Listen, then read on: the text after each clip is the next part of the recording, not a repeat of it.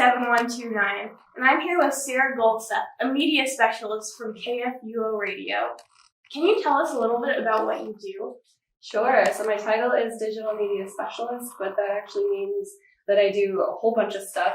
If it is anything on a computer or the internet, it probably falls under the realm of my job description. So I handle social media, all of the scheduling, all of the creation of all the artwork for that, as well as our website, all of the planning for our website and the posting of everything, keeping it up to date. I also do all of our podcasting, posting all of our podcasts on our website and making sure all that content is updated, pushing all of those podcasts to podcasting players, podcasting apps. I also do all of our graphic design, so that isn't a digital thing, but that is what I actually got one of my degrees in, so I get to do that too. So, and then I also co-host two podcasts, co-host the Lutheran Ladies Lounge, and I also co-host the Coffee Hour, which broadcasts every morning. Well, it sounds like you're the expert that we should talk to about this. And how can you make sure you're reaching your target demographic? That is research, talking to people, seeing, knowing who your target demographic is first is helpful. But talking to those people, there's research online that you can look at. There's also analytics you can look at on the platforms that you're on. Knowing which platform those people are on is helpful, and that you can find that research online. But talking to people and looking at your own analytics. Sometimes you'll be on a platform and you'll look at your analytics and you're not actually hitting the people that you thought you were hitting. So sometimes you have to pivot away from that platform to something different if you aren't actually reaching the people that you want. And Facebook does have really good targeting things for if you do ad campaigns. Their targeting really works well for hitting the people that you want to hit. So that is a tool that's very useful. And what are some of the advantages and disadvantages of using social media? Oh, that is a huge question. Yeah. Yeah, I mean, people are on social media, so reaching an audience where they are is a huge benefit to being on social media. That might be the biggest one, is that if you want to reach those people, they're already there and their audience is ready. A disadvantage, though, is you get pulled into all of the politics, you get pulled into conversations and things that you may not want to deal with. There's always trolls that you have to deal with. There's always people that will disagree. I think people probably come across the mean people on social media. And it can be a place that can be hard to stay true to yourself, whether you're an individual or an organization. Just the nature of the social media beast is that it's hard to be true to you and to not put up a persona or a facade of something that you aren't. So even as a business, you have to be very aware of what you're portraying. So, but the audience is there. You can reach a whole lot of people. You can push out a whole lot of content, and especially for us in the radio podcasting business, it's useful to really reach people and to put our content in front of people who want to see it. And it can be a huge teaching tool. We use it for teaching catechism and putting Bible verses and hymn verses out every day. And people really enjoy that content too. How can you ensure that you will not be copyright struck when you're posting and staying in the legal realm of things? Yeah, that's a huge thing. Really, really important for businesses. There's images are a huge thing, but there are lots of open source, public domain image libraries online now, which is really awesome. If you Google search it and you find it in a Google search, it's probably copyright. That's a good general rule. You can always, if you find stuff on Wikipedia, there's common source licenses, Creative Commons licenses that you can look at. Most places where you can find media will have a license attached to it, or somewhere you can find the license, and you always want to read those and make sure that you're using stuff appropriately. If you have to download something from some random website, probably not a good idea to use it. If it seems fishy, probably is fishy. If you're doing digital media, there's places like Canva now. I use Canva all the time.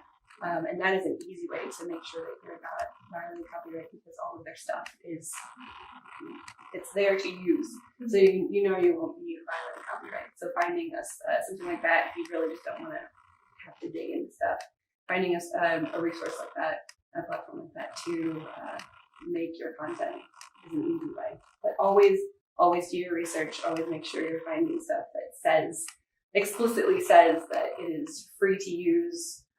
Or free to use with attribution attached to it.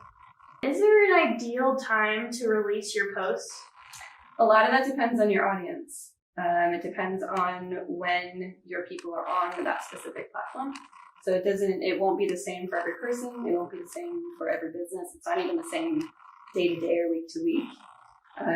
The best way to do it, if you're really into that, is to have a publishing platform, software, something that you use that will tell you those times. The one that we use for KFUO will actually tell me the times of day each week to publish for the most audience, which is awesome. And it's super useful. And I can see that going back if I publish something that I think is going to be really popular, but I publish it at a time of day when nobody is online, it doesn't do as well as I think it will. So a lot of that is just posting stuff when you think people are on at the beginning, and then looking through your analytics and seeing when people are actually looking at your things. Those analytics are super duper useful. How can you interact with your community through digital media? Yeah, I mean, there's a lot of ways. We've been talking about social media, and that's a big way to connect to people. Find the people that you think would be either influencers with your own personal or corporate brand. Find local people and connect with them. Follow everyone. And then, with other types of digital media, with videos or with, if you get into podcasting, those are ways too, but it's all about building community, meeting people, building those relationships with people are really important. Networking is a huge thing in real non-digital life and in digital life as well. Just building up the people that you know and making an effort to actually keep those relationships going. That's very, very useful with if you want to be building a network for whatever your goals or your purposes are. How often should you post in order to maintain your following and to build your following?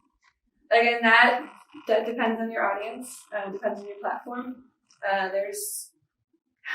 goes back to your analytics and how many followers you have, how many people are actually on your platform every day, and when they're on.